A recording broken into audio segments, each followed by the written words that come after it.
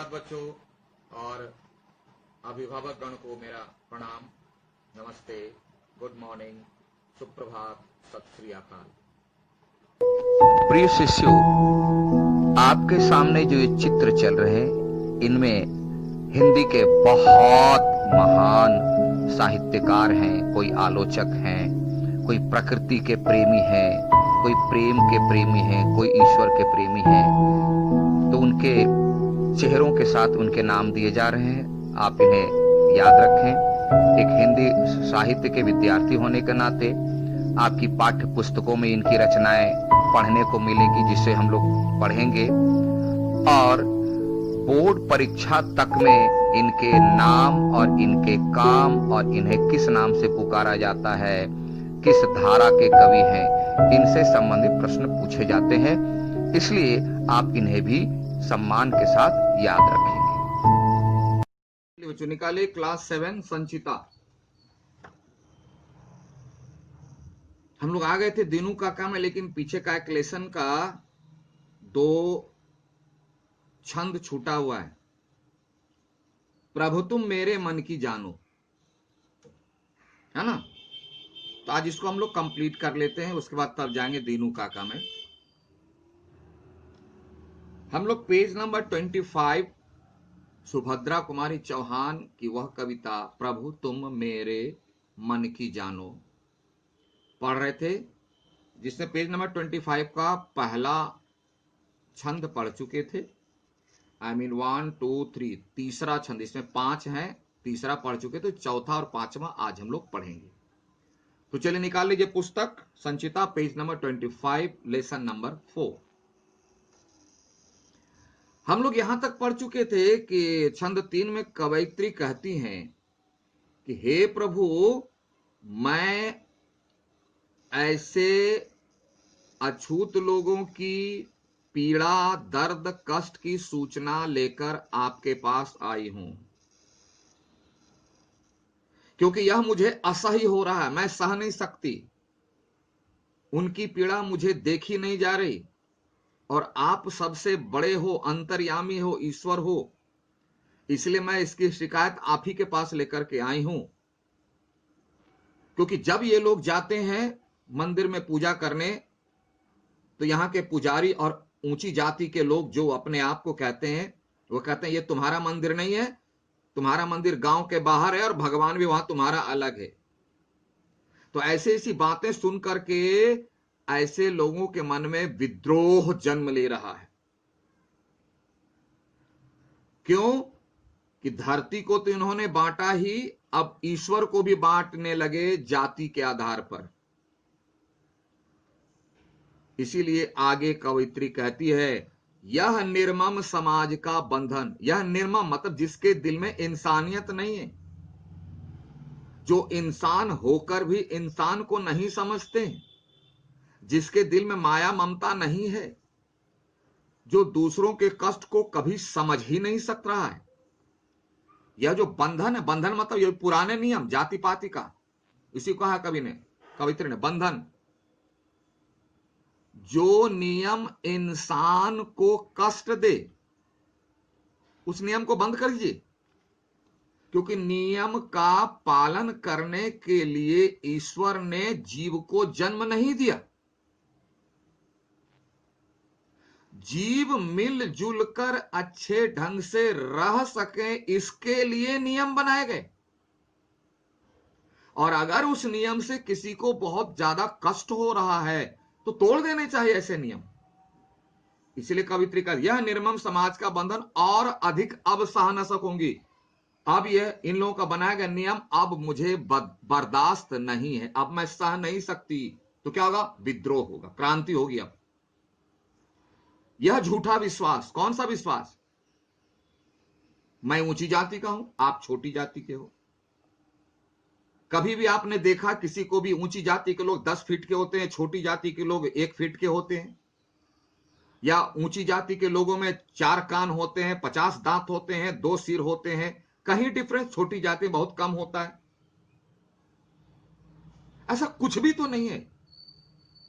तो ये कौन सा विश्वास है? यह बिल्कुल झूठा है। प्रतिष्ठा झूठी, प्रतिष्ठा मैं बड़ा हूं आप छोटे हो। तो कहां, मैंने तो आज तक इतनी उम्र में ना देखा, ना सुना, ना पढ़ा, ना समझ में आई बात कि जो अपने आप को बड़े कहते हैं मैं बड़ा हूं, तो उसकी नाकें बड़ी होती है, कान बड़ी होती है, दांत, मुंह, कान या दिमाग ही बड़ा साइज में होता है। ऐसा तो कुछ नहीं होता। तो ये जो झूठी प्रतिष्ठा, मैं बड़ा हूं तुम छोटे हो, दुनिया में कोई भी ऐसा पैमाना नहीं है जो छोटा बड़ा बना सके। छोटा वही है जिसकी सोच छोटी है। अब सोच छोटी, दूसरा बहुत बुरा है और बोलने वाला सबसे अच्छा, यही सोच है। ये ऐसे लोग गंदे होते हैं। मैं बहुत बड़ा तुम छोटा, यह प्रतिष्ठा, बड़े होने में अपना सम्मान समझते हैं। बड़े वो हैं जो हमेशा हमेशा मुस्कुरा करके दूसरों को ही बड़ा समझे। हाँ आप बहुत बड़े, मैं छोटा ही सही। इसे कहते हैं बड़प्पन, इसे कहते हैं बड़प्पन। मैं तो खुलेआम कहता हूं, बड़ों को प्रणाम नहीं करना, बड़प्पन को प्रणाम करना। अगर उसमें बड़े होने का गुण है तो प्रणाम मत करो, सिर झुकाओ, साष्टांग दंडवत करो। अब ऐसे क्या, बड़ा हुआ तो क्या हुआ, जैसे पेड़ खजूर, पंथी को छाया नहीं, फल लागे किसी काम का नहीं, कष्ट ही कष्ट दे, ऐसा बड़ा किसी काम का नहीं। तो ये सारी जो प्रतिष्ठा, ये जो आडंबर, ऐसी जो सोच, ये झूठी है। कवित्री किसके पास शिकायत करती है? ईश्वर के सामने जाकर के, मंदिर के सामने। इसमें रह ना सकूंगी, मतलब ऐसे बंधन में रह नहीं माने, मुझे बहुत कष्ट हो रहा है उनके कष्ट को देख करके, मैं नहीं रह सकती। यही कर, यह झूठा विश्वास, यानी ऐसे झूठे विश्वास को लेकर के, ऐसी झूठी प्रतिष्ठा को लेकर के, इसमें रह ना सकूंगी, मैं रह नहीं पा रही हूं, मुझे असह्य हो रहा है। अब विद्रोह की ज्वाला फूटेगी, क्रांति होगी। और इन पर ये लोग कहते हैं क्या, आपको भी दो भागों में बांट दिया,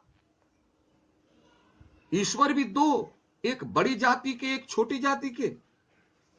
ईश्वर भी दो हैं, यह मानूं, यह मैं मान लूं कि बड़ी जाति के ईश्वर अलग होते हैं, छोटी जाति के ईश्वर अलग होते हैं, ये कैसे मान लूं? मन मेरा तैयार नहीं, मेरी आत्मा, मेरा मन स्वीकार करने के लिए तैयार नहीं है कि ईश्वर जाति के आधार पर दो होते हैं, यह मैं नहीं मान सकती। लेकिन इन लोगों ने नियम बनाया, या तो आप इन्हें समझा दो, नहीं तो विद्रोह होगा, क्रांति होगी। और मैं आपके पास इसलिए शिकायत लेकर आए कि आप क्या हो, कह दिए प्रभु तुम मेरे मन की जानो, आप मेरे मन की बात को जानते हो, समझते हो, और इस समस्या का समाधान आप ही कर सकते हो, इसलिए उन्हें आप समझाओ। जैसे घर में भी आपको कुछ होता है तो पापा को कंप्लेन करते हो, मम्मी को कंप्लेन करते हो, छोटा भाई ऐसे क्या वैसे क्या।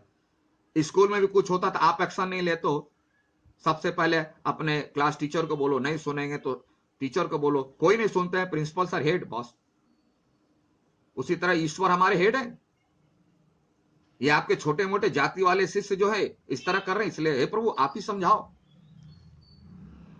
ईश्वर भी दो है, यह मानू, मैं यह मान लू कि ईश्वर भी दो होते हैं, मेरा मन तैयार नहीं है, मेरा मन इस बात को मानने के लिए तैयार नहीं कि ईश्वर भी दो है, ईश्वर एक है। लेकिन हे प्रभु मैं आपसे विनती करता हूं, मैं आपसे आपके सामने शिकायत लेकर आई हूं, उनके दर्द को मैं सह न सकी, पीड़ा को सह न सकी, इसलिए मैं उनकी ओर से विद्रोह, क्रांति करने आई हूं, आपको सूचना देने आई हूं। लेकिन किंतु देवता यह न समझना तुम पर मेरा प्यार नहीं, लेकिन तुम्हारे प्रति मेरा प्रेम नहीं है, मैं तुमको प्यार नहीं करते, ऐसा भूल से मत समझना प्रभु। मैं तुम्ही से तो प्यार करती हूं, तभी तो तुम्हारे पास शिकायत लेकर के आई हूं कि मेरी बातें नहीं समझ रहे, आप समझा दें। और मुझे विश्वास है कि आप जरूर समझा देंगे, और आप समझा देंगे तो समझ जाएंगे। क्यों?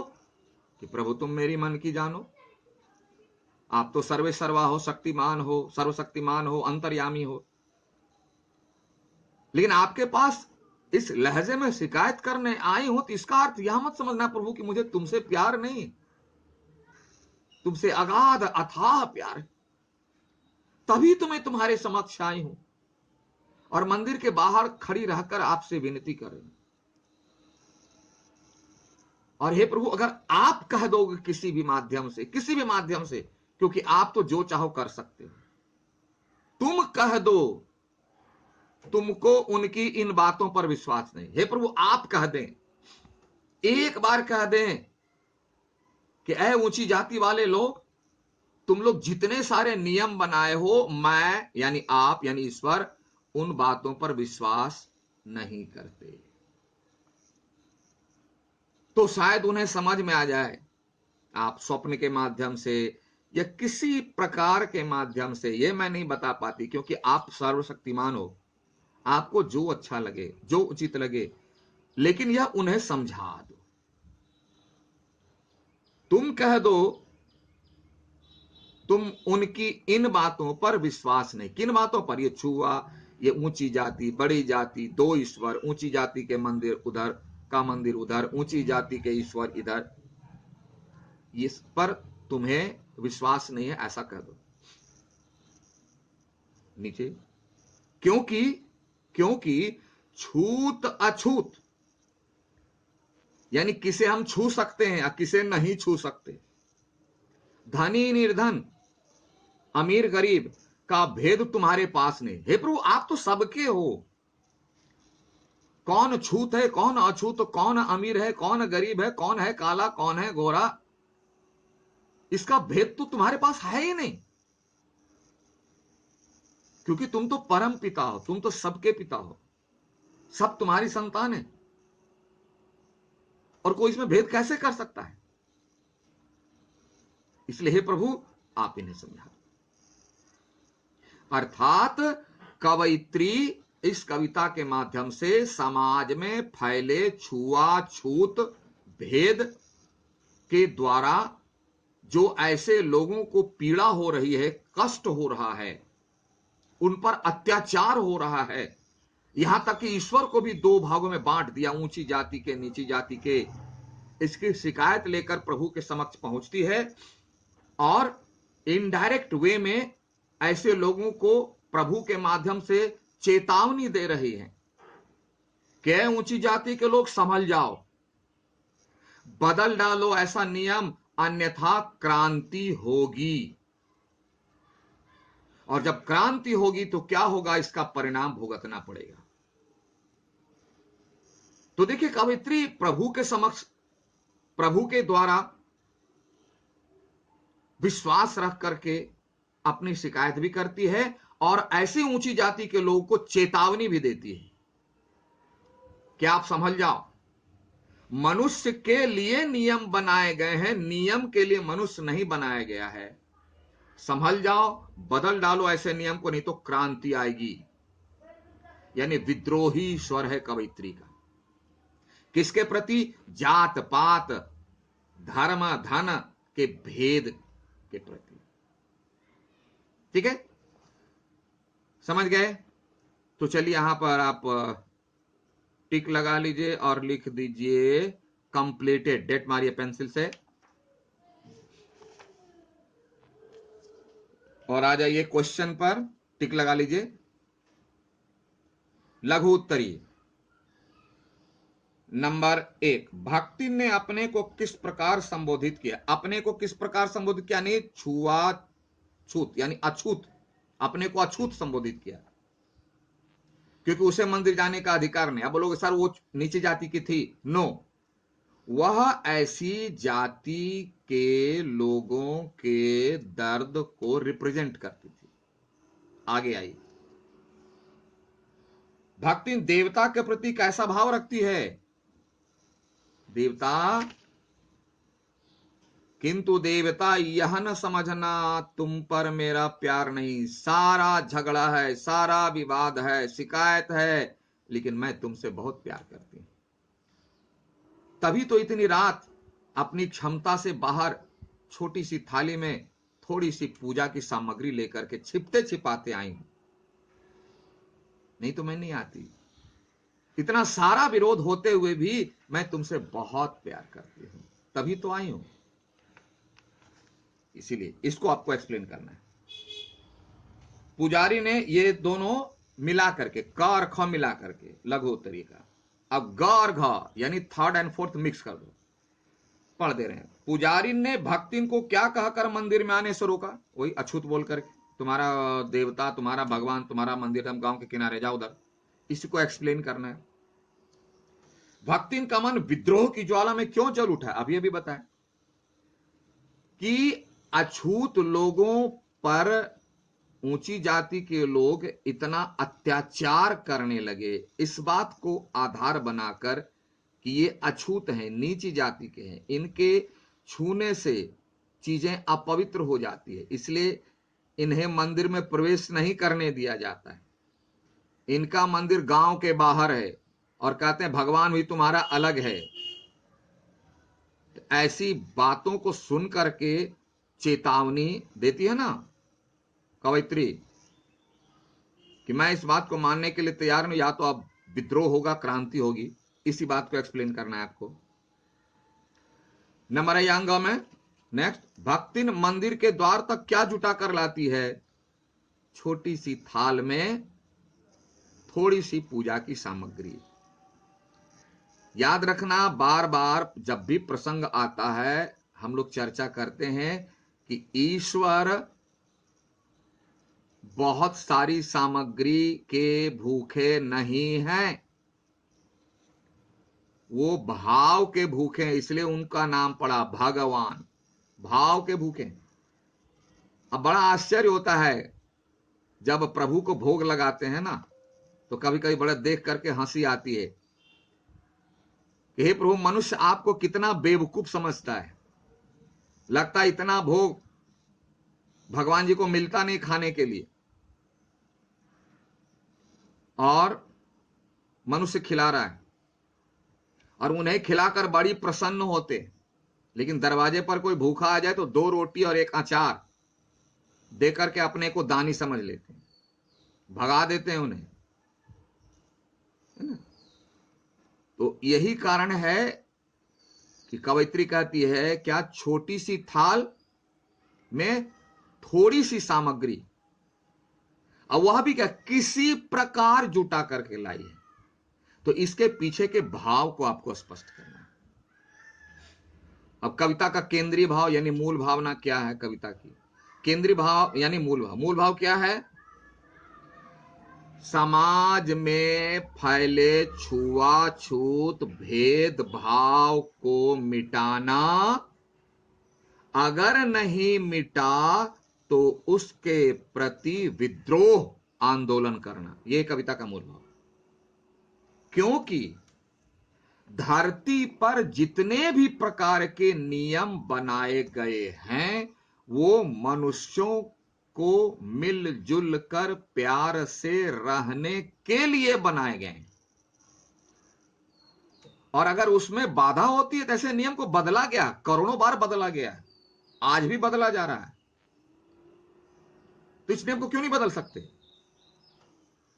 ईश्वर ने ऐसा नहीं किया कि हे मनुष्यों, जाओ पृथ्वी पर ऐसे ऐसे नियम बनाए गए हैं, मैं तुम्हें इसलिए भेज रहा हूं कि तुम जाकर उस नियम का पालन करो। नो,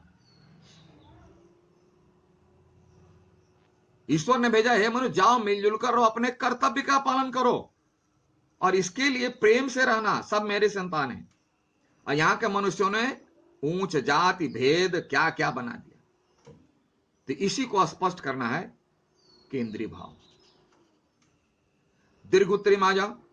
नंबर क, कविता में समाज को निर्मम क्यों कहा गया? निर्मम इसलिए, निर्मम मतलब जिसके दिल में जीवों के कष्ट को देखकर कोई प्रभाव नहीं पड़ता। बहुत लोग समाज में 2 प्रकार के मिनिमम लगेंगे। एक ऐसा जो दूसरों को कष्ट देख के बड़ा आनंदित होता है, मजा आता है उनको, इसको कहते हैं क्रिमिनल। और एक वह व्यक्ति है जो दूसरे के कष्ट को दूर करने के लिए परेशान हो जाता है, उसको कहते हैं सज्जन, और उधर वाले को कहते हैं महादुर्जन, और बीच वाले को कहते हैं पागल। माने उसका कोई प्रभाव नहीं पड़ता, उसके सामने कोई डेथ कर जाए या कोई उसको खुशी और दुख का कोई प्रभाव नहीं पड़ता है, क्योंकि उसके पास सेंस ही नहीं है। तो ऐसे समाज को जो इंसान के कष्ट को देखकर आनंदित होता हो, ऐसे नियम बनाए जिसे पालन करने में हमारे समाज के व्यक्तियों को कष्ट होता है, पीड़ा होती है, दर्द होता है, और उस पर कोई प्रभाव नहीं पड़ता, मजाक उड़ता, उन्हें आनंद आता है भगाने में, जाओ तुम्हारा देवता वहां, तुम्हारा मंदिर वहां है। इसलिए समाज, ऐसे समाज को कवित्र निर्मम कहा। लास्ट ख ग नहीं लिखना है आपको। भक्ति इनको मंदिर में पूजा करने से कौन रोक रहा है? वही आज के पुजारी। क्यों रोक रहा है? कि वह नीची जाति का है, अछूत है। तो इस बिंदु को थोड़ा एक्सप्लेन करना है, ठीक है? तो आइए यहां भी लिख लीजिए आप, कंप्लीटेड, डेट मार दीजिए, और जब कॉपी मिले तब होमवर्क करके रखना है, ठीक है? मैंने बता दिया होमवर्क, टेनों में भी दे दूंगा, नहीं भी दूं तो भी, लेकिन दे दूंगा। चलिए, thank you, have a nice day.